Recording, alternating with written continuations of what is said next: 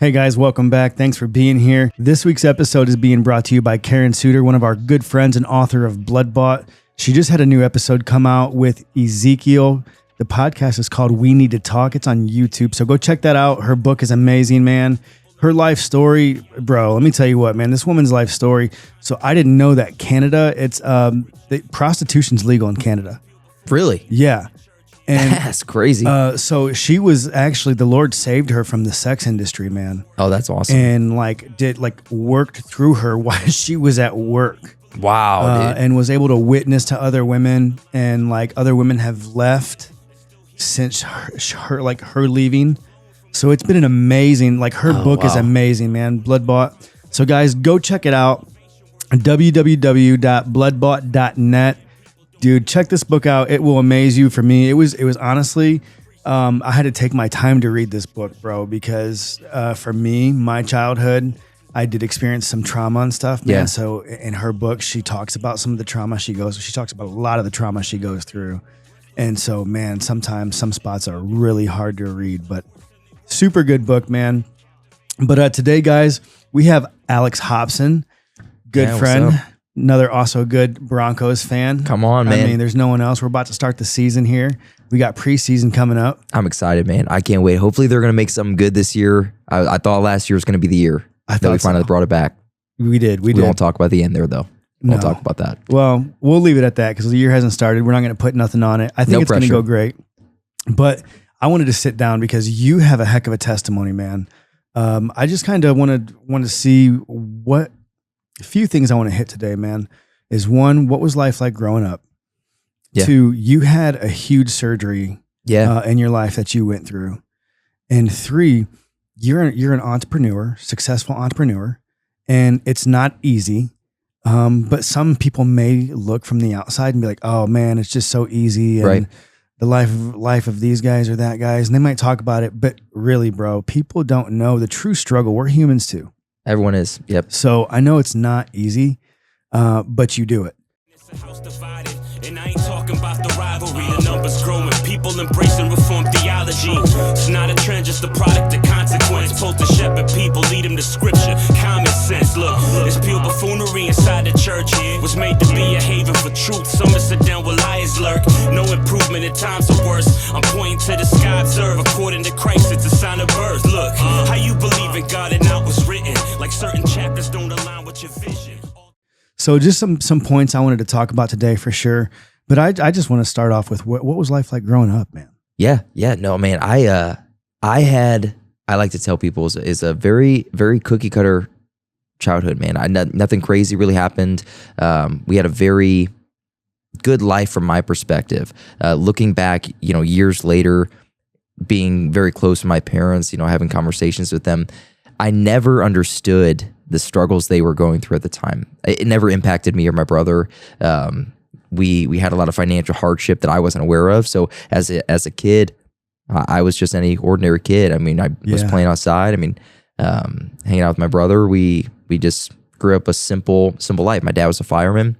Okay. Mom was a teacher. So super, very middle class, simple life. I mean, nothing crazy, nothing extraordinary. Until, we got a little older and some of the health challenges I faced later in life. But I mean, the early childhood, nothing really memorable happened either way. I mean, we just lived a very good, very good life. Yeah. I feel like that's probably common with kids. For you know sure. what I'm saying? Like, even I think back and I'm like, all right, man, there was probably things that I know now that I was like, man, I never even knew that, Yes. And I think as kids, a lot of us probably experienced that in America, just not the protection our parents provide us. I mean, some of us do have, childhood trauma, but the financial part, right? Of there's some that are like, man, they don't know where their next meal is going to come from. Absolutely. But there is a huge portion of American kids that they don't really have to think about where their next meal is coming from. They come home and they know that, mom or dad is going to have dinner on the table. Right. And so that's kind of, it's something that I don't really think about, I guess. Yeah. But that's a good point to talk about, man, as we're here starting off. Yeah. Do you have any friends that would have just experienced something different in life that you hung around?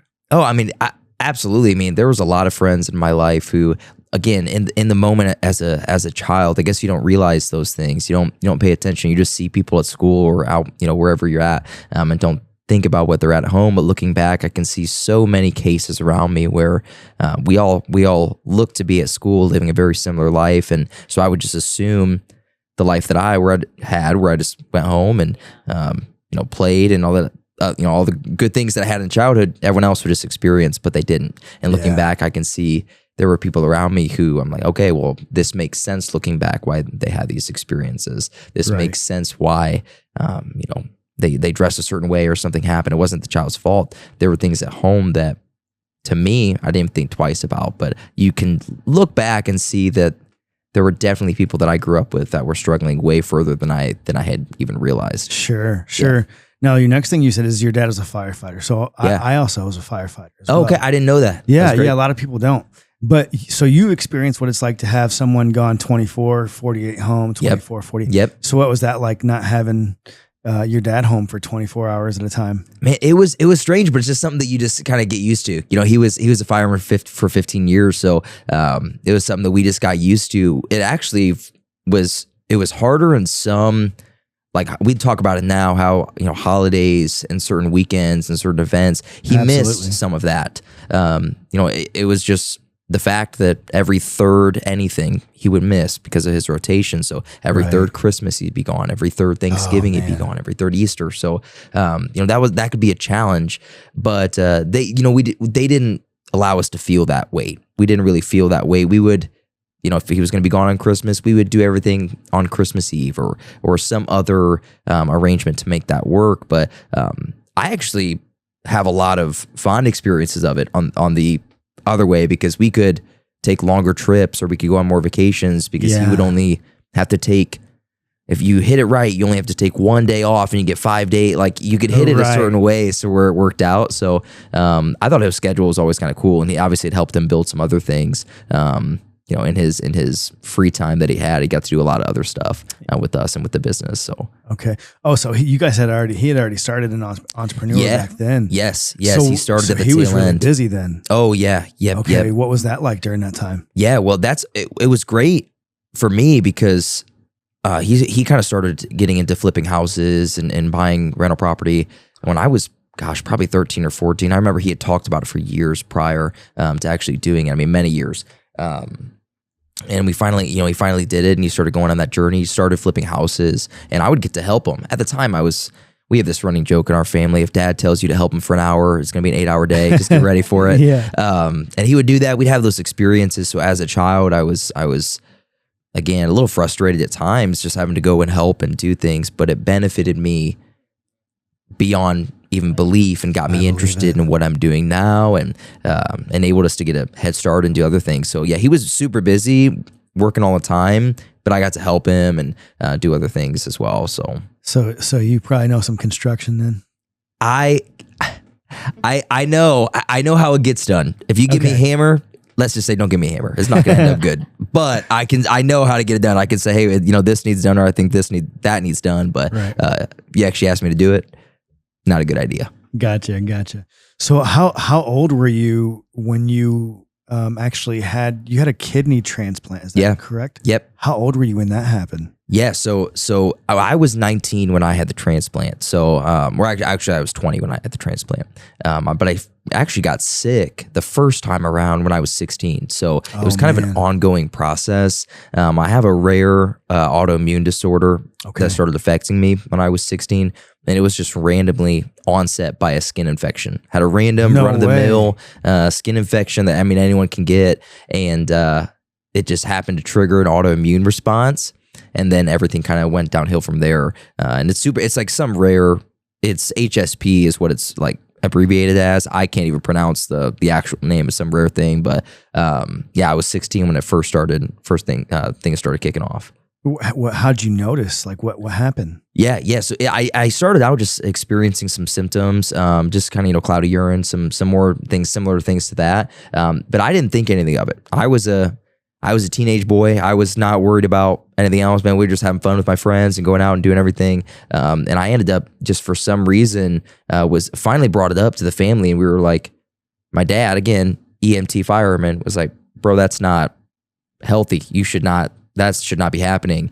Go get that tested. So I would go to urgent care, get tested, originally treated for a kidney infection. That didn't go away after 3 weeks. Got an antibiotic.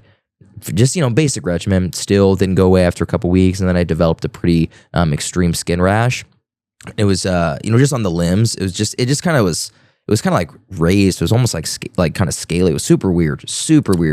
Wow. Developed that. And that's when they realized after about 8 weeks, that, okay, this is something a little bit more severe than what we're treating you for. And I ended up going to a larger hospital. And then that's when we started going through the diagnosis process. But even that took a while because it's so rare, such a rare disease. Even the, specific nephrologists working on the kidneys, they had numerous trial and error before they eventually settled on what it was. Oh, wow. Yeah. So what was going through your head when they told you this, when you first got hey, this is something deeper? What was you thinking? Yeah, man, it was a little bit, very shocking for me. I tend to have the type of personality that underestimates what's about to happen, where for good or for bad. I'm always like, things aren't a big deal. I don't like things to be a big deal. I'm typically just very run-of-the-mill type of person and trying to keep things level. So I expected, hey, get some treatment for this, get some sort of antibiotic or some other treatment that we have to do, and we're moving on. So when they told me, hey, this is a lifelong disorder that you're going to deal with, your kidneys are severely damaged already, wow, and they're only going to get worse. It was a shock at first. I was here, 16 years old, not really, again, as I mentioned, very smooth childhood, very, very little difficulty that I had faced, very little trials coming into this, and getting hit with a life-altering, medical diagnosis. Yeah. And it was just, I just remember feeling shocked and thinking, man, what is happening? What am I going to do with this? Yeah. And just feeling kind of that weight come over me. But again, I have a great support system, great family. We were able to, get on the medications, and things started to subside as far as symptoms for some time. So, yeah. So what was you dealing with that nobody could see in that time though? Yeah, man. It was just, I really, I guess, again, underestimated the severity of it even. So for a while, on all the medications and life started going back to normal. And there were things that the symptoms, subsided and things slowed down. And I was still wary of it and careful of what I was doing and what I was eating and watching what I have to do and battling that kind of the weight of having that diagnosis. Anyone who has a medical diagnosis or any sort of diagnosis that is a prolonged experience that you're going to have to face for some time knows that similar weight of just having to deal with it and figuring out that, hey, I'm kind of almost on a ticking time bomb at this point until I might need an organ transplant. Oh man! And so there was that weight there, but life started going back to normal, and it kind of faded to the back of my mind. It wasn't as urgent. I had made it for some time, and I eventually got to the point where I was just on the medication and didn't think really twice about it. So that's what's going on. So at what point did it start changing and going back? Yeah.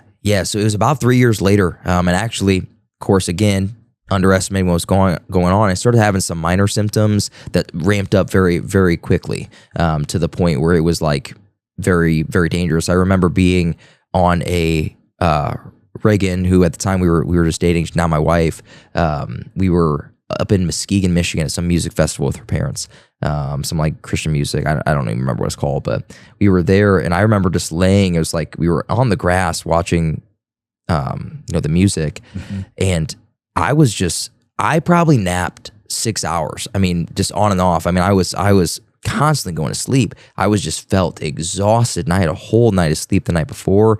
Fatigue that I should not be feeling, and just brushed it off. Yeah. And continued to brush it off for several weeks until I woke up one morning out of the blue. I had been experiencing fatigue and nausea, and that was about it. Oh, and out of nowhere, woke up, and my face was swollen I couldn't see out of my eyes. I was extremely sick, and I couldn't it was very, very dangerous. We had no idea what was going on. Whoa. And ended up having to go to the emergency room where we ended up in So your eyes were like swollen shut. Oh, dude, I couldn't see. There's a picture somewhere, but if you look at me, you're like, oh my gosh, I'm not even recognizable. My face literally is like a balloon. I can't see out of my eyes. I was with, my mom was the only one who was home at the time, and she literally had to drag me almost like by the arm. Yeah, I was gonna say, what was that like, man? Waking up, how was that for your mom? Oh, it was. She was losing her mind a little bit. She did great keeping it composed, to me, but she was very concerned. And again, as I'm a down player, I actually woke up earlier in the morning. I'm an early riser and got up and didn't feel good. I said, hey, I'm just gonna take some Benadryl, go back to bed, and then. That's where it was. A couple hours later again, where she was like, all right, you're going to the hospital. You got to go. You are not in good shape. And she ended up leaving me, and we ended up going to the ER. Dang. So I want to go back a little bit, because I know through all of this, I'm sure you were here and of course you say you underplayed a lot of it, but I'm sure there was also moments where there was like fearful moments that you really had to dig in and grab faith, bro. Yeah. So like where did you find your faith at? Oh my goodness, man. So, we've grown up in the church. At least, I've grown up in the church, but my parents didn't, they got saved at a later point in life. When we were, I was probably 12, when we started attending a church and took faith seriously. But of course, I'm 23 now, and faith since that point has always been crucial. My mom got saved in, like I said, would have been 12 or 13. My dad got saved a couple years after that, and ever since we've just been going all in, and going after the Lord. And that is what they've always instilled that in me, that with faith you can do anything. With faith you can overcome any mountain, you can go through any challenge, and you can come out on the other side better than you went into it with. Amen. And they just have always prayed for us and prayed for me and instilled those values in me that has allowed me to overcome many obstacles. And that's what we had to cling to in those times, because there was uncertainty. There was, fear. We didn't know what was going to happen. Was I going to be, getting an organ transplant tomorrow? Was I going to be on dialysis? What was the life going to look like for me? Or I could have been perfectly normal. We prayed for guidance and for clarity, and for strength, and that is how we were able to get through those battles. Yeah. What were some of the thoughts during that time, man, when you finally found out, like, man, now I thought things were getting normal, but now I might have to have surgery?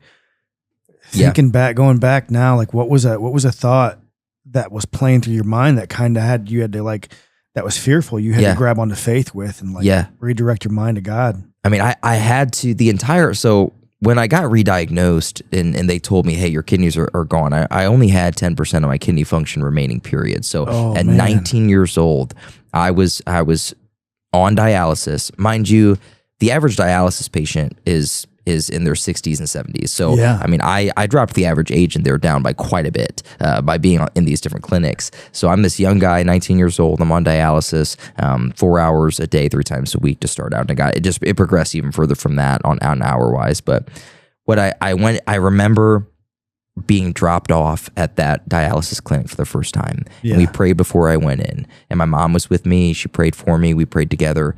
And I remember sitting there just absolutely hopeless. And that was the only time during that period when I was re-diagnosed where I truly felt hopeless in that time. But I just remember listening to just saying, okay, hey, I can have this moment. It's okay to have this moment, because it's a moment that is worthy of feeling that pain for a moment, but I can't dwell in it, because I know that the Lord has something good through this. Mm-hmm. I know that on the other side of this battle, there's going to be fruit that comes from it. There's going to be a victory that is found.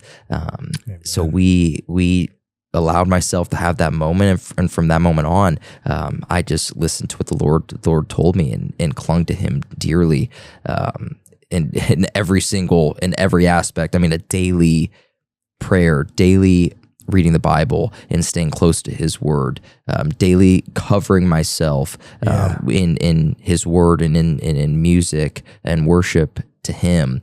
And that was really the only way we could even get through that time. It was I couldn't imagine. Unreal. So, but that I truly think through it all, and we talk about this all the time. If you ask me today about which you are that year, well, I was on dialysis. It was actually almost 12 months to the day from when I had surgery. And while I was on that time, if you asked me, man, like, well, you know, how are you feeling? The Lord has literally has blocked that from my mind. And also while I was doing it, again, you could ask my parents, you could ask Reagan, you could ask my friends around me. During those times, blocked the severity of the pain and the symptoms that I was going through, to where I look back and I'm like, oh my gosh, it didn't seem that bad. But I would literally never want to do it again. I would never want to do it again. But I look at it and go, how severe of a time it was. And my parents tell me now how the doctors were like concerned of like this being fatal if I didn't get it in a quick enough time, just because I was so young and so much, like, not to get too medical, but there was so much processing the kidneys needed to do that they weren't doing. It was just increasingly getting more toxin in my blood. Concerned of it being fatal. And it just, I mean, I didn't even realize the severity at the time. And I wholly think that the Lord blocked that and removed that from me, so I wasn't in such discomfort during that time. Yeah. It's crazy. Thank God, bro. Yeah, absolutely. So you was on dialysis for a year before you had surgery? Yeah. Yes.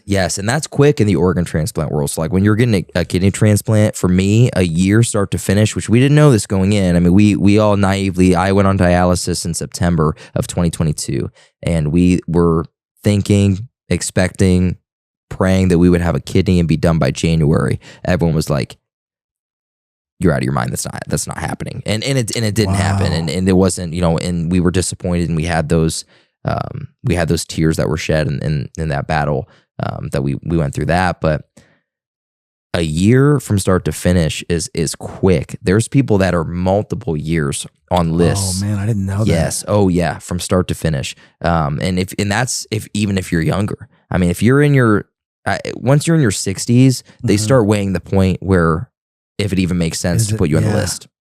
So it gets to the point where it is such a delay, because so many people, because organ transplant is a very extensive surgery. It takes a lot of sacrifice for a living donor. And unfortunately, it does. A lot of donors are deceased, have lost their life and given their organs to others to bless with new life. So, there's only so much that can happen, and so many people that need them. So.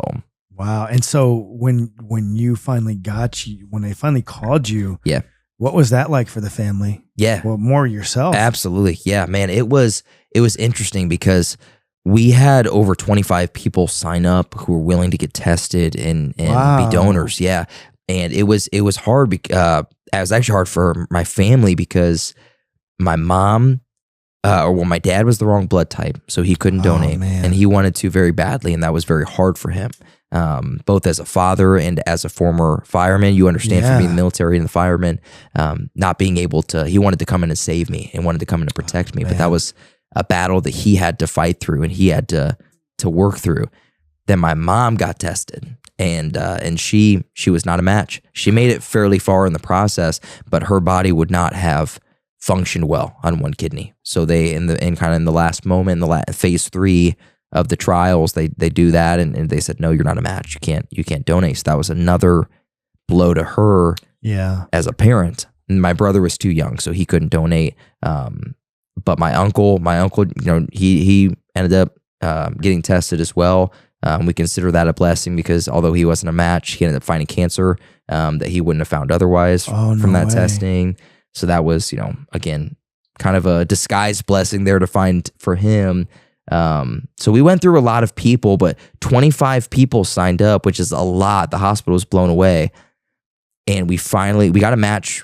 I say finally, but it's actually fairly quickly, from the testing in April or May. And then by July, we had a match. When I got that call, it actually was from I think it was from my donor, or was it from my team? I'm not sure who it was, but I got the call. I didn't really know what the next step was. Yeah. But I was just blown away. I was just thanking the Lord, saying, thank you for this being done. Thank you for finally overcoming this battle. Thank you for finally being able to be on the other side of what I've just walked through. And it was just joy and rejoicing of what I was about to be done with, but also the almost the pain of still having to go through. At that time I had, I think, 6 to 8 weeks left of dialysis that I still had to do because it's scheduled so far out. So yeah, it was kind of mixed emotions, but primarily just overwhelmed with gratitude and joy. Yeah. So what was it like during the middle of it when you were like, all right, well, we have 25 people and you get to the first 10 and like nothing? What was that like sitting through that? Oh man, the waiting was brutal because they actually don't want you to know your donor until like the very last minute at all. They actually prefer if you don't know them like at all, but my donor and I we're very close, and we are very close. So we ended up finding out closer, further in the process. But as I'm waiting, I mean, I know a rough idea of who the people are because people tell me, hey, I'm getting tested or whatever, and it's just denial after denial after denial. And they test in groups. So again, the waiting is brutal because they test in groups. And let's say they take 3 people in group A and they wait until all of group A is fully denied all the way to phase 3. So if you could have all 3 people, you could have 2 people opt out. But if one person in group A goes all the way to like the phase 3, the last trials, you got to wait. And then they'll start over with a new group of people. So it was just oh, hey, someone's going to get to this phase and there might be a match and then gone. So it was just repeated and routine disappointment for that time period.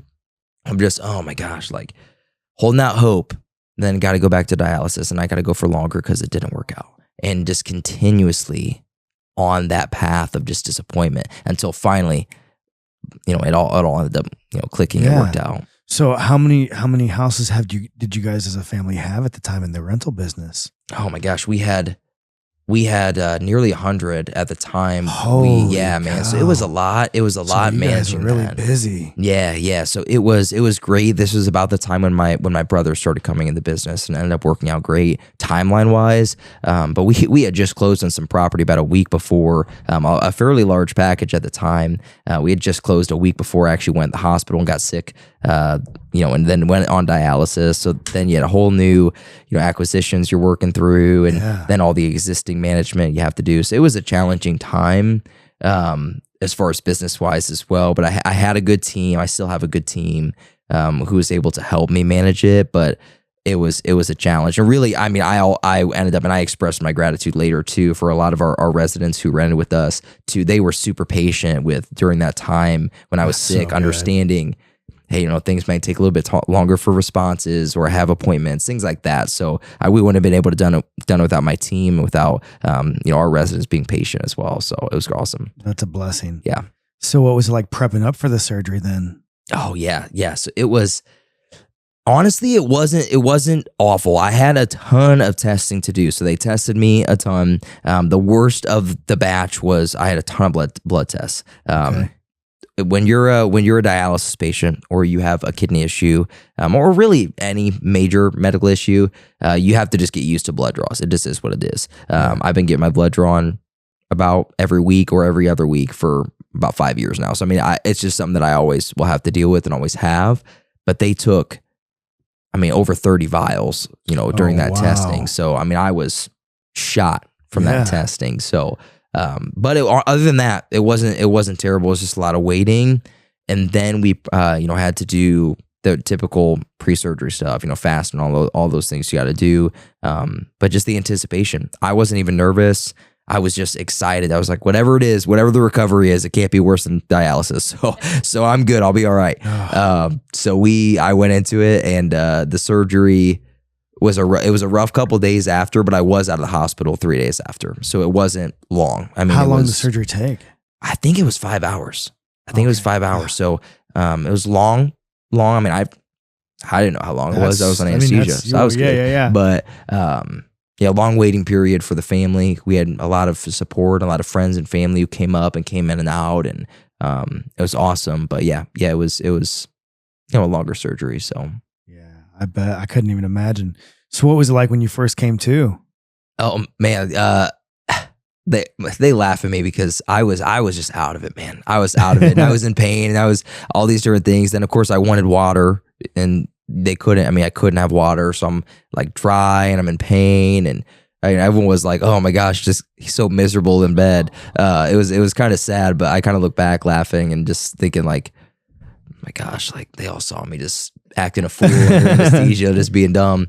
They still laugh at me from some of the things I've said, but no, it was just a feeling though, of gratitude again, and just joy of being out. You can actually find out, which is kind of freaky, and I guess graphic warning for anyone who's queasy, but you can see while the doctors still are placing the kidney in me, they can know in about 60 seconds whether it works. The kidney will start, the veins will start turning red, the kidney will start pumping, and will actually start producing urine within 60 seconds of placement in the body. Really? Yep. So they knew it worked right away, and they told me as soon, that was the first thing I did when I was conscious. I remember asking, hey, did it work? And they said, yes, everything's working great. And I just remember just, breaking and just being like, oh my gosh, like overwhelmed with gratitude and just, tears, or the family in the room. And I'm not with it, but it was just everyone crying. I can't open my eyes because I'm drugged out, but I'm like, I love you guys. Like just kind of a sweet moment. So yeah. Oh man, I bet your mom and dad were so happy. Oh, they were, man. They were just relieved to see it working, and knew that we had a little bit of a road to recovery ahead. But it was good. And some people have to go on dialysis after the kidney goes on, just to get the kidney firing, I guess, to kind of get it working. Help it along. And I didn't have to do any of that. I was good from the moment I walked out. Praise God. Yeah, it was a huge blessing. So what was the final recovery time before you was moving back to normal again? Yep. It was, so I was on a quarantine regimen. They do this with everyone because you're immunosuppressed. I will be on immunosuppressant drugs for the rest of my life, and keep my immune system from attacking my kidneys. So I'll have to be on those forever. But to adjust yourself to that new immune suppression, they have you quarantined for 4 weeks. I also couldn't drive due to the pain medications. They didn't want any sort of, issues with you driving. So I basically was locked in the house for 4 weeks. No way. Yeah, I mean, I didn't go anywhere. Reagan transported me a couple of places, later, like 2-3 weeks in. But so I was basically just inside for 4 weeks, getting used to everything. But I kind of needed it. I mean, I didn't get out of bed much for the first week, and then even moving around was very difficult for about 2 weeks. But then from there, I was good. And my donor actually was about 3 days. She walked out of the hospital and was fine. I mean, she was no way. Yeah, man. They didn't have to do too invasive of a surgery. The first day was rough for her. Second day was kind of still difficult, but by the third day she was up talking good, and she walked out of the hospital, and to my knowledge has been good ever since. So praise God. Yeah, it was awesome, man. It was awesome. Really, just a blessed experience for both of us, and I credit her with obviously, saving my life and helping me a ton. And she had never even been in the hospital before. No way. Bro, never even had her blood drawn or anything. Never went anything. She was just like, yeah, I'll give a kidney. So that is a level of selflessness, brave, man. Absolutely. Yeah, so much selflessness. That's awesome. Yeah, bro. It was great. That is. So now, once you got back to moving, what was next? Man, so I'm naturally a very ambitious person. It's just who I am. I like to get things moving. I don't like to be down. So as soon as we were up, I told my dad and my brother, said, hey, we're getting back to work. We're getting things moving. I got some things organized and kind of moving in the right direction where we wanted to go work-wise. So I did, got that was first thing, got that and organized, was able to, get back to serving at church and do things, that I was used to doing out in the public. And start living my life again. And then also shortly after I started getting better, ended up getting engaged, got married that year. Yeah. So it was, that was a priority, for sure.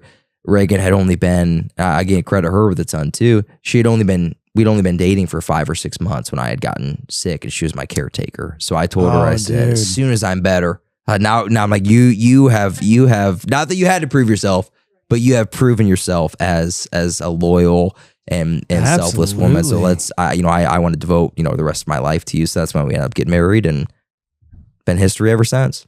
That's awesome, man. And now looking into it, how many properties do you guys have? We have 185 units. So just shy of 200. Yep.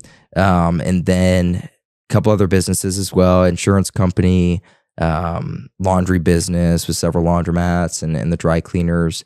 And then we do some coaching as well on the side. Yeah. So yeah, Wellspring. whole busy world that we live in. So yeah. So what's the average day look like for you, man? You guys are super busy. Yeah. I mean, my days are always different, but most of the time, I always start early in the morning. So I'll start my morning. I like to start and work out early in the mornings. Sometimes I'll get in the evening, just depending on schedule. But get up and work out in the mornings. Then I'll be in the office somewhere around 8 o'clock at the latest, usually while I'm home, get some coffee, get some quiet time and to prep myself for the day.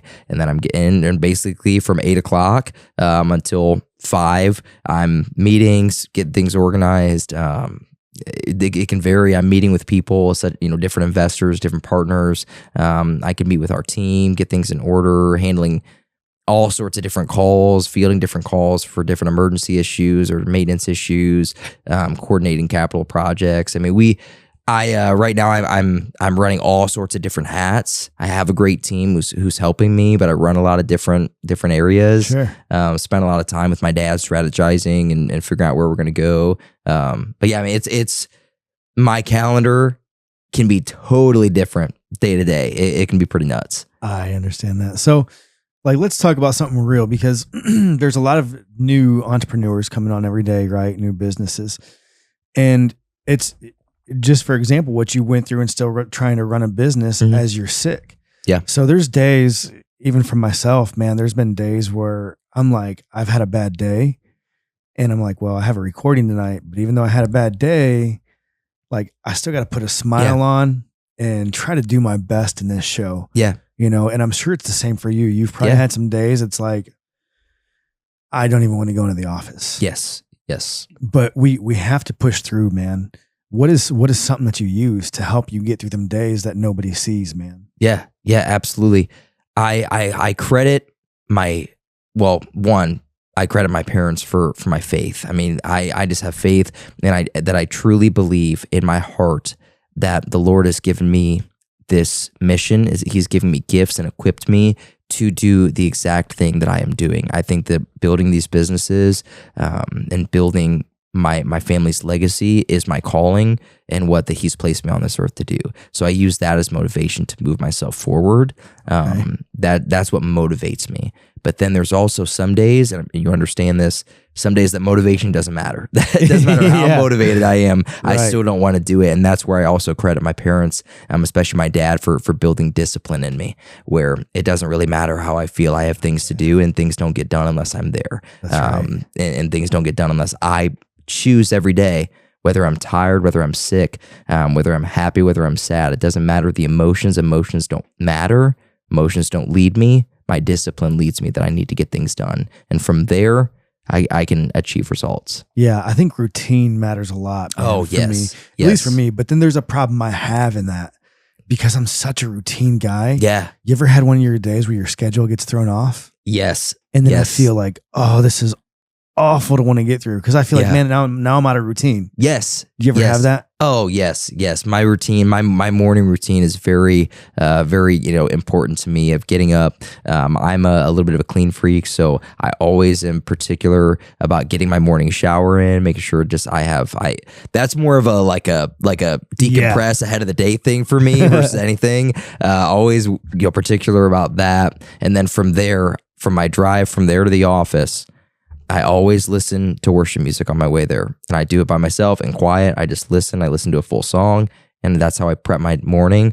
But some mornings, I'm getting calls, man. It just is what it is. Sometimes things interrupt that, and it'll threaten to throw off my day. Because routine is super important to me of what I'm doing in the morning. But I mean, sometimes again, it gets thrown off, man. I got to choose how to respond to it, and it is what it is. Sometimes I just have to circumnavigate and figure it out how I'm going to get around this obstacle. So yeah.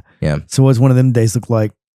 How do you get around it? Oh my, yeah. Usually it's me having to calm myself down and say, hey, it's okay. It's okay. They're going to be all right. But Man, it just varies again, because I have so many things going on. If my routine is getting thrown off and I have to work through something and work through the challenge, if I have all these things I scheduled to do today or all these things that I need to do, but I'm operating over here, I usually have to tell myself and slow down and say, hey, it's okay. There's always another day. You can always achieve this tomorrow. Let's get these things done. Nothing is, it's still going to be there tomorrow. Work is still going to be there tomorrow. You're still going to have to do things tomorrow.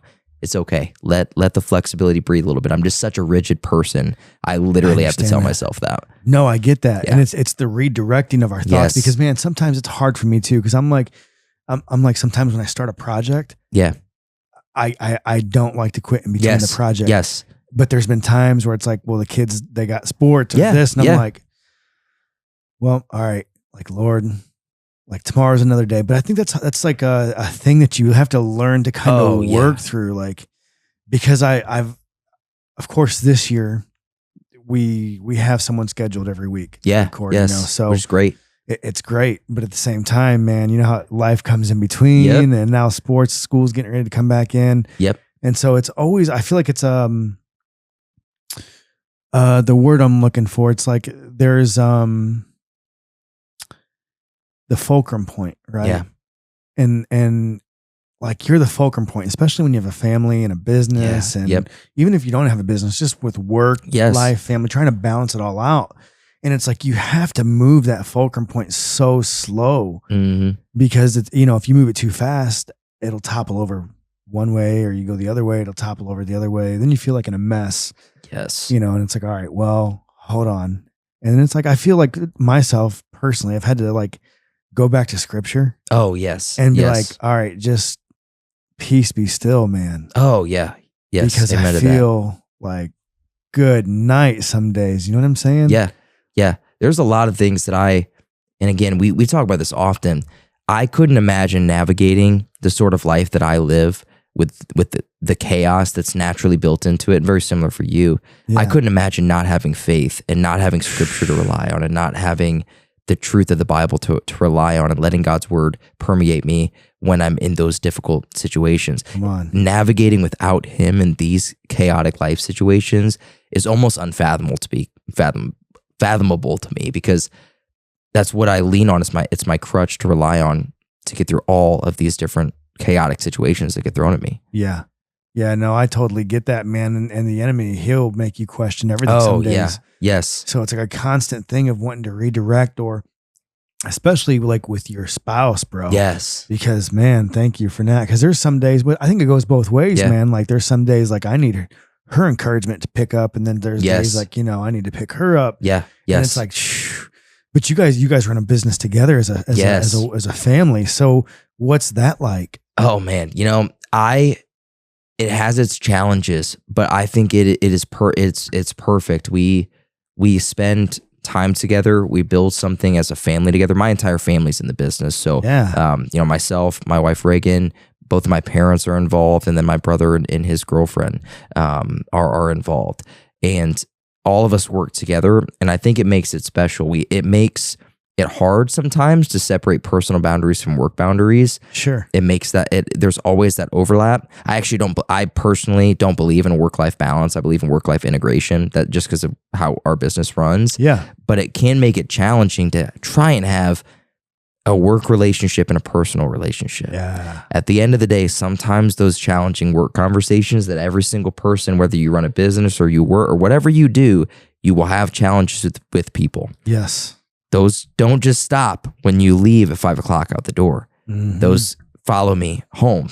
I can imagine. It can be challenging, but on the flip side, it also is incredibly meaningful, and there's something special about building that legacy together. Oh, absolutely. You know what I mean? Yeah, absolutely. Yeah. So, all right. So here's another one. All right. So there is people that have really good businesses. Yeah. But they don't know how to separate them, right? Because I've even had a problem where I had to really like, all right, Lord, I need help. Yeah. Yeah. Because there's been times where I'm like working and I need to get this editing done. Yeah. Yeah. And I'm like, for myself, just like you, I'm like, I keep a schedule. Yes. And I want to be consistent. Yes. Routine. And so now I start building pressure on myself. I'm like, man, I got to get this done. Yeah. And so I want to work later than the day should now. Yeah. But then I'm like missing dinner. I'm missing family time. Right. And I'm like, oh man, all right. So then I'm like, I'm hearing what she's saying, but I'm not listening to what she's saying. Yes. And so that's a hard thing, man, because I had to really like slowly adjust that. And that was like, I thought podcasting was going to be the easiest thing I've ever done in the world. Bro. Yeah. I'm like, it couldn't be any harder than being in the Army. But man, when you're doing the editing, when you're recording, when you're running, and like you said, we're wearing all these hats, you get it. Yes. And then trying to adjust it. What was it like trying to figure out how to adjust that? Because I feel like everybody goes through that. Oh, absolutely. Absolutely. Man, this is where, and I'm sure Nat's the same for you. This is where I think it is incredibly helpful to me to have a woman who I'm married to who is very direct but loving with me. And because I get in my own head sometimes, and she'll tell me, she says, "You're not here right now. You're at solving this problem."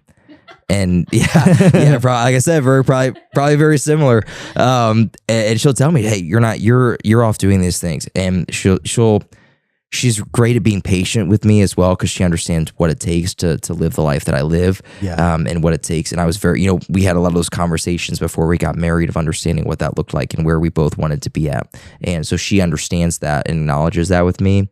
But man, we had to have some hard conversations where with her telling me, "Listen, your call and your life's mission, what you feel like your life's mission is that the Lord gave you, is to build this family and build your your family's legacy. And that's what we're doing together. But I'm also your wife, and I need your time, and we need to be together outside of doing that, because that's where I feel valued." So she had to tell me very direct, and I said, now that you're saying it that way, now I'm getting it. Now I understand. And then we were able to prioritize time like that, but it literally has to go. I mean, we put it in the calendar. We have days we have trips and nights that no work is done. There is no work talk. There is no, check my phone or check my email at 8:00 at night. There is none of that. It's just, hey, it's us and we're doing something, and you have to prioritize it. Right. Yeah, I had to. No, I completely get that. And I think even talking into that, it's like a date night is super important. Oh, man. Yes. Making sure you get time alone, especially when you work, because I think for new, that may be different for someone that's just coming into being an entrepreneur, or someone that's like, you're kind of seasoned, or I've been into this a little bit, like a year now. So I'm getting there, but it's like you have these times where it's like, you have to be very self-motivated as well. Yes, you do. Because, your business hours are definitely different than what mine would be, because you're more of an office space. But where mine is like, okay, my office is like the editing, the computer. Yeah, absolutely. Making sure the reels are getting done. Yes. But all in all, we still set our own schedule. Absolutely. At the end of the day. So it's like self-motivation for someone that's looking to come into being an entrepreneur, or someone that's just starting a business. Yes. What was that like for you? Oh man, see, it is something that I've always had. I've always been very driven, and just known that, I always use the phrase, and this is somewhat overused phrase, but like, no one's coming to save me. I have that kind of mentality. It's like, hey, if you want to build this, great, you can do it. You can take it somewhere. Like if the Lord has put this in your heart, like you guys can build this, but no one's coming to save me. I work with my dad, I work with my brother, but we're all grown adults and we're all doing things. They're not coming to say, hey, Alex, you need to make sure that you're doing X, Y, and Z today to push the ball forward. So I've always had this like driven inside me, but even those who are driven still have to understand where to direct that energy and where to direct that focus. So what I've had to learn and what I've really had to work on is taking that driven, just ambitious energy that I have and figuring out where it goes by really just prioritizing. And that just takes, it's going to be different for every business. It's going to be different for every, everything you're doing. I'm not going to be able to tell you where to focus the energy on the podcast, just as you wouldn't be able to tell me where to focus on the real estate. It's just different. But figuring out how to prioritize and use the highest leverage activities, that is where I was able to actually start pushing things forward. But it took many years to really understand the highest and best use of my time at any given time. Sure. Yeah. Yeah. And I'm sure there's things now. It's like, oh man, all right, where do I schedule this? How do I prioritize this still? Yes, exactly. Exactly. There's always things, it'll always be an ebb and flow. You'll never be able to have everything at the same time. It's just not realistic. So the prioritization of where I'm going to use my energy and where I'm going to use my time is huge, but also understanding, even though I think these things are the best use of my time in the whatever you're doing, it doesn't matter what it is. If you work for yourself or if you own a business, there will always be things that you don't like to do that you still have to do that you got to fit in there too. It's just is what it is. It is what it is. Yeah, it's so true, man. What's the one thing for you that's like, all right, it's time to do it? Oh my gosh. I hate, and I'm not good at it. I don't like doing anything with like reporting. So we just are kind of making some transitions and figuring out how to move in the right direction to get this off my plate. But man, anything to do with reporting, anything to do with taxes and tracking all these things is just mundane. It melts my brain. I'm not good at it. So I think one, because I'm not good at it, and two, I hate it. It's just the bottom of the plate for me. I just hate doing any of that stuff, but I have to do it. It just is what it is. I have to keep track of everything, or otherwise I'll be flying blind. So that's where I have to do it, but I hate it. Dude, I feel that. That's how it was. Is like editing. Oh, yeah. That's my editing. Yeah. Right. Like at first I was just, all right, well, I'm going to do the basics, because I didn't know how to do it. Right. So right. Like, all right. And then, an editor, it's super expensive to have. Yes. I didn't realize how expensive it was to hire an editor, bro. You're talking like $100 an hour or more. Yeah. Which is, like, and I'm like, oh, all right. So now I got to learn how to do this myself. And then trying to teach yourself how to do something. I mean, people were like, I had people speak into me and give me some basic tips, but I had the basics. So then everything else I've had to do it on, like, learn. And I'm like, I admire it for sure. God. But I'm sure it's been the same for you. I'm sure there's been something in all that reporting that was like, you had to start somewhere, didn't know what you was doing, but it started somewhere. Yep. Exactly. Yeah, man. So you any better at it now? Nope. Still terrible, but hey, I get it done. It's a little better than I started, but not by much. I kind of just put it off to the side and focus what I'm better at, but, still got to get it done, man. It's just, it could be a nightmare though. What's your favorite thing? Oh man, there's nothing like it.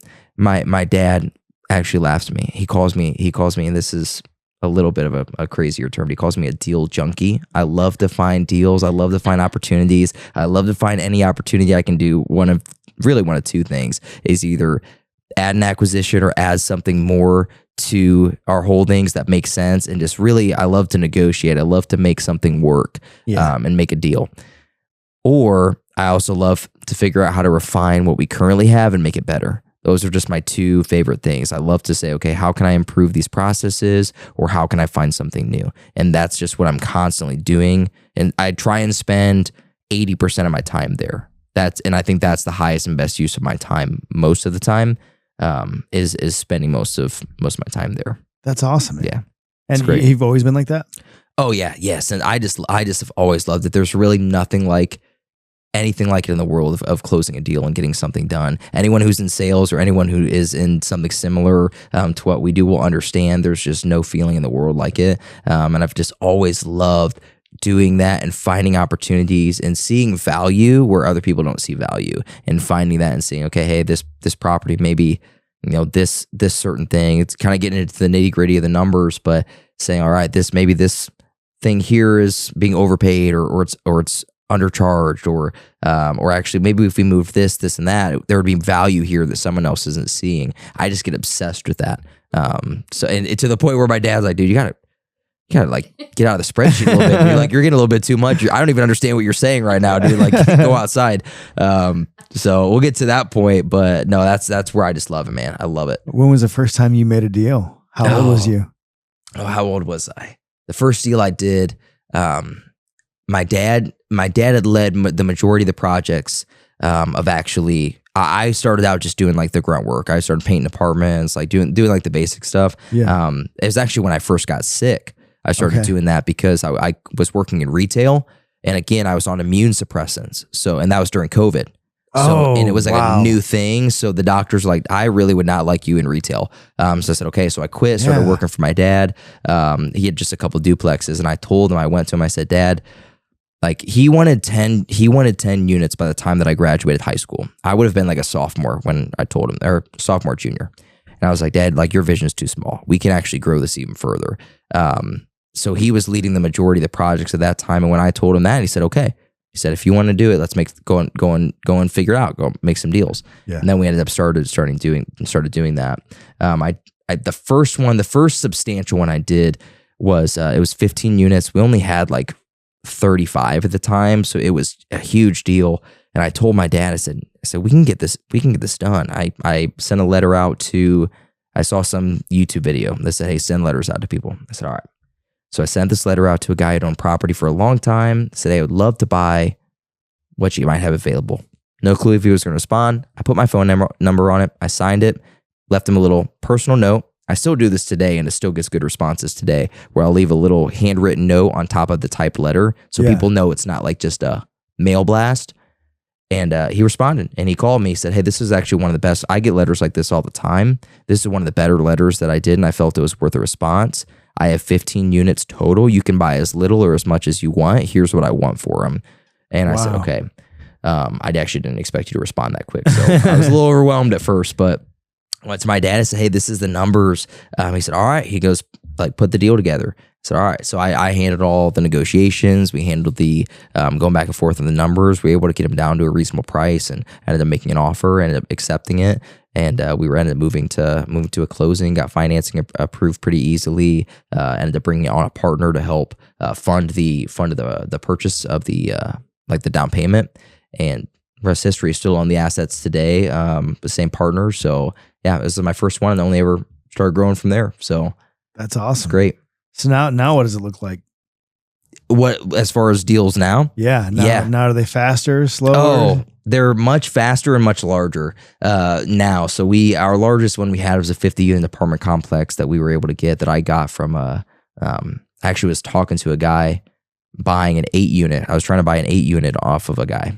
And he said, hey, my cousins have some real estate they're looking to sell. Turns out they had like 300 apartments and they were liquidating all of them. And it was a whole thing. So we weren't able to get all of them, but we got a 50 unit apartment complex out of that one. That was our largest one. It was about $2.5 million that we purchased for that, brought in a couple partners and got that taken down. Now we're looking anywhere, we're doing deals and sizes from 12, 16 units up to looking at deals 70 plus. So very large communities as well. So we're looking at all sorts of opportunities, but they move a lot faster now and able to negotiate more efficiently versus just throwing stuff at the wall. I'm able to negotiate with our brokers and our sellers more efficiently to get them the best price possible that we can still make work. So I hear that. Yeah. Now a hard question, man. Yeah. As a successful entrepreneur and being a Christian, right? Yeah. There's always the opposition. Yes. And what is that like maneuvering? Because, we all of us get negative feedback from time to time. Yep. All of us, somebody doesn't like us somehow. Yes. And we'll hear it. Yes. What is it like maneuvering through that now? Yeah. Yeah. It can be a challenge. There's definitely feedback we get, and there's always going to be opposition no matter what we do because of our faith, but because we have our business owners and we're doing things a little differently, there's always going to be opposition. But I always choose to believe the best of people. And I believe that, hey, I'm not perfect. Right.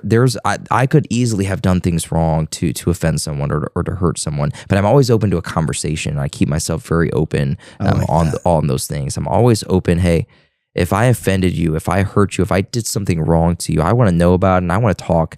We might not be able to find a resolution. It just might not happen. We may just be totally polar opposing. But I want to have a conversation with you. And then I also just believe, I just believe that the Lord didn't want us to not be business owners or not to pursue a different opportunity than what other people are doing. So I hold firm to that belief where the hate and negative comments don't really bother me, because I believe that the Lord put this calling on my life to do this and to do what I'm doing. So no human can really detract me from the vision that the Lord gave me. So that's why I'm always keeping it in my mind. I like that. Yeah. That's good, man. Yeah. That's good. So what's the future look like? Oh man. Yeah. So many things in the future. We are just continuously looking to grow the businesses. My wife and I are just continually looking to take on more responsibility within the business and grow that. That's my primary focus right now over the next couple of years, is just growing that pretty rapidly. So we have a soft guideline of, by the time I'm 23, by the time I'm 30, I'd like to have over 1,000 units. That'd be my goal. We have about 185 right now. So ways to go, but plenty of time to get there. Plenty of time. You got it. Plenty of time. So that's a goal that we have. And that's just where we're moving towards. And then we want to continue just strengthening relationship as a family through it all. Our family is very close. We're continuously growing and continuously trying to grow our bond and experience life together, experience new things together, take care of the people that we love, spend time with the people we love, and at the same time just build a legacy for the family. Sure. Yeah. So do you guys looking at expanding here in the region or outside the region? Yeah, really both. Right now we're looking primarily, we kind of have two buckets. So primarily, we're looking to expand in businesses and real estate in Ohio near us, anywhere within like an hour. So from between Fort Wayne, Findlay, Toledo, and everywhere in between, we're looking at opportunities, several opportunities in Toledo right now. We're looking at, and we'd like to manage those, operate those locally.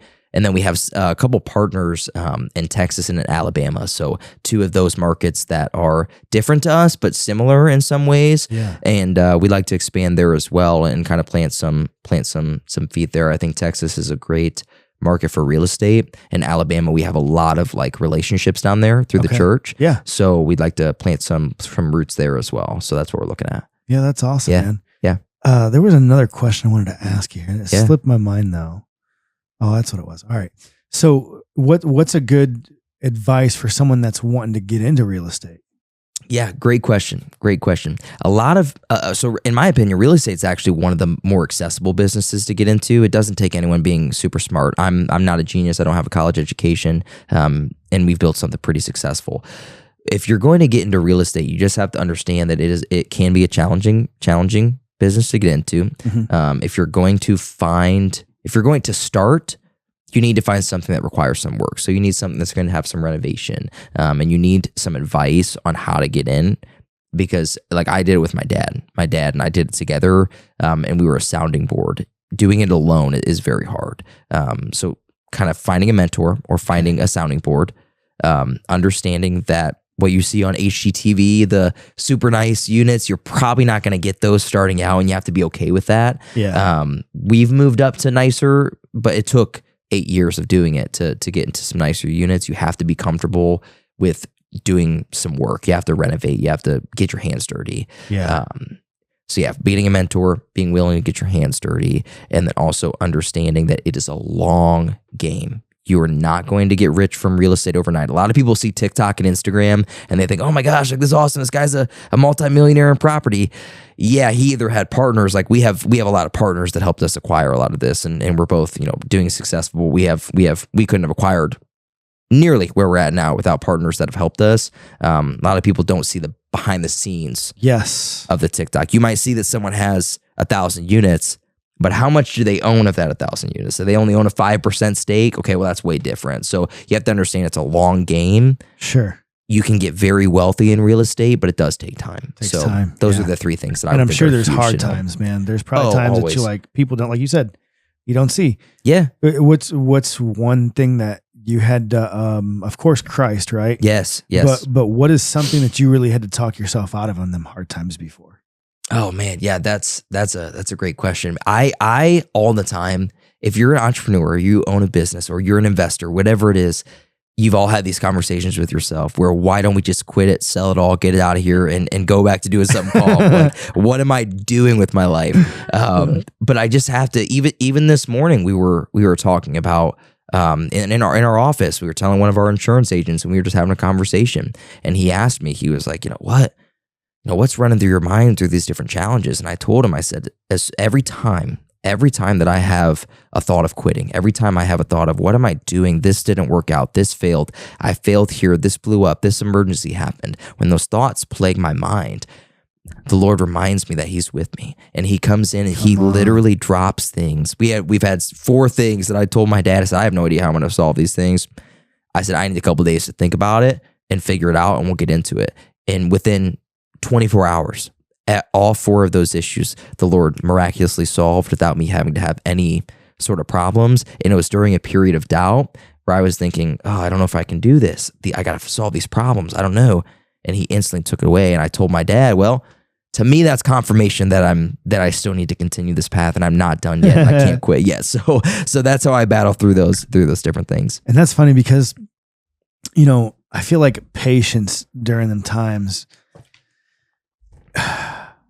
man, sometimes we don't realize how much we just need to slow down. Oh yeah. Yes. Because you said, like, I just need a couple days to sit on this. And I think that's great, because there's been moments that I've realized, like, God's leading me. Yes. And all this, but he's just been like, hey, look, like, don't worry if you just stay right here for a day or 2. Yes, absolutely. Yeah. And then something, like you said, just miraculously happens, or something crazy. And I'm like, oh man, thank God I didn't make that move, or I didn't go this way, because I was going to go do this. Yes. And it's like, oh, so that's really awesome, because I've had as well experienced the moments where I just, hey, I need a moment here just to kind of sit on this for a second. Yeah. Yeah. You need patience. I mean, if your life is so busy, because everyone's lives are so busy anymore, especially when you're in the entrepreneur world, or you're doing something like this podcast where it takes so much of your time. When you're so busy, you don't allow the Lord to speak. You don't leave that space for him to speak to you. You have to do that. I think it's essential for us. I always prioritize like intentional time throughout the month. Not a ton, because I'm busy, but I make sure that we have time where there's nothing in my calendar. There's nothing I have to do. It's quiet time outside of my schedule, quiet time. It's literally quiet time where I'm available to just absorb what the Lord wants to speak to me.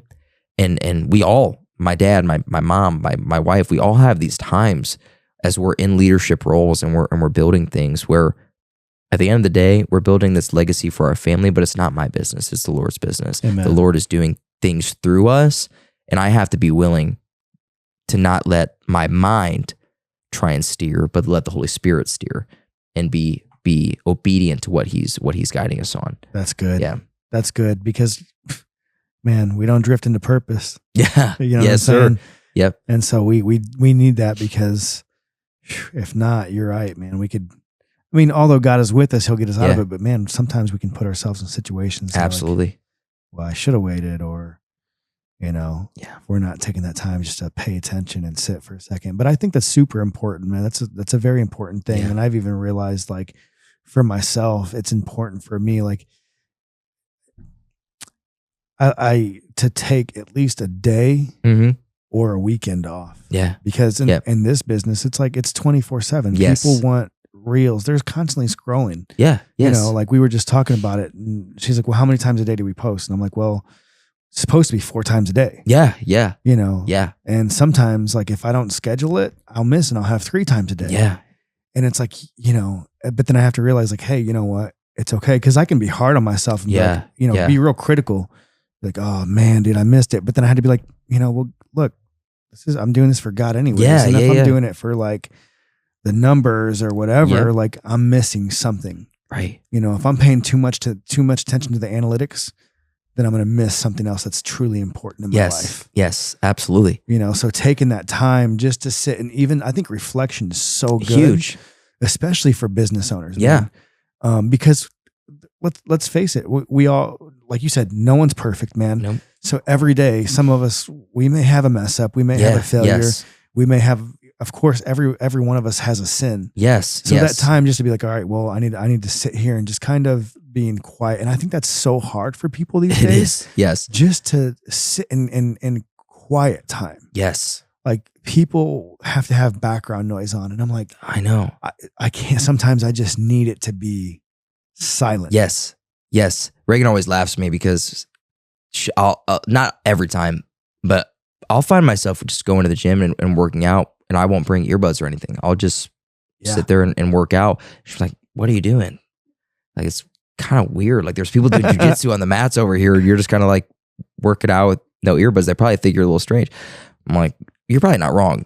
It's probably correct. But I mean, I'm just kind of enjoying this time to just focus on the workout and just be open and listening and taking that time. And I've been finding myself needing more of that, of just decompression time. Today, the office was incredibly loud.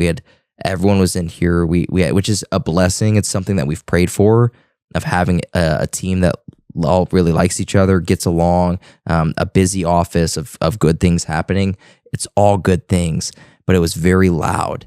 And I just found myself at the end just needing time to decompress, and that I don't think people can do that anymore. People can't just listen to the quiet and be okay with it anymore. They need that noise to power through their life. And it was actually just a reminder for me even today of just to pay attention to the quiet, that you need to make that intentional in your life. Yeah. Yeah. That's so good. There's so many times I even realized in my own life, like in points where God's had me just sitting alone, even in a house. Yeah. But he's shown me so much in that quiet time. Yeah, absolutely. Once you go back and you look back to it all and you're like, oh man, like I learned a lot through that. Just that quiet time of reflecting or thinking, or, I feel like iron sharpens iron, but I think sometimes reflection sharpens ourselves too. Yeah, that's good. Yeah. Because we get to look at what we need to peel off. Yes. What God is trying to show us, like, hey, like this needs to be pruned. Yes. And as humans, man, sometimes it's hard. Oh, yes. Because you're like, all right, well, tomorrow, God. Right. But he's like, no, like I'm telling you for a reason right now. And that conviction's like, all right, Lord, like, well, then I surrender this to you. Yeah. So yeah, dude, that's good. That's good. Man, what's one last thing you can leave with our viewers? Oh man. One last thing. I think it is, if I could say anything to your viewers, I would just say, hey, trust in God. Everything is going to work out with him at your side. I think that's the number one thing that you need to know. If anything else that I said through my health challenges, through the businesses that we're doing, if you forget everything else, if you know that God is with you and you choose to trust in him and follow him for the rest of your days, that's all you need. Amen. That's it. And that's what's gotten me this far. I wouldn't be sitting here today if it wasn't for the Lord's guidance and his favor upon me and upon my family.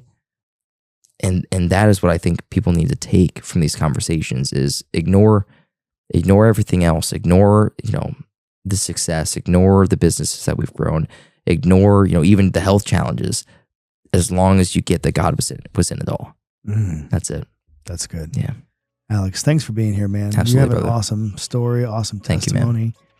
And I know someone's going to be inspired, and I know there's somebody out there that maybe even be in your situation, waiting for a transplant and just needs to see that they're not alone, man. Yes. So thank you for willing to talk to me and just come on here and share with our viewers, and even show people that life is hard. Even if we do have things that we are successful at, or the Lord's even called us to do. Yes. Just because you see only the outside, it's not the behind the scenes scene. Absolutely. It's still rough. It's still life. We still struggle. We still sin. We're not perfect. But if we can do it, anybody can do it. Mr. Hopson, thank you so much. Thank you, brother. I appreciate it. Appreciate you, man. You guys, thank you so much. We just appreciate all your viewers. We're in 26 countries, by the way, now. Oh, come on, man. Yeah, come on. That's great. So thank you guys. That gets me excited. I think on Apple, they said, what'd they say last week? We had 10,000 downloads on Apple. Wow. So, yeah. So, wow, man. That is all. I'm so happy for you guys. It's all God, man. Yeah. It's all God. And I'm happy for you, man, and all the guests that came on. Yeah. Because you guys are the true inspiration here, man. These things that you're willing to come and just speak about that other people go through that nobody sees. Yeah, absolutely. Yes. We have all kinds of platforms where people see politicians, they see Hollywood stars, they see great music artists, which is all great and dandy. Yes. They're all inspiring, but what about for the real, true people? Yes, everyday people. That nobody sees. We still struggle, man. We're human. We're not alone. Absolutely, man. Absolutely. That's awesome. I'm so excited. That's great. Alex, thank you, man. Absolutely. God bless. you. You as well. House divided, and I ain't talking about the rivalry. The numbers growing, people embracing reform theology. It's not a trend, just a product of consequence. Told to shepherd people, lead them to scripture, common sense. Look, it's pure buffoonery inside the church. church was made to be a haven for truth. Some sit down where liars lurk. No improvement in times are worse. I'm pointing to the sky, observe according to Christ.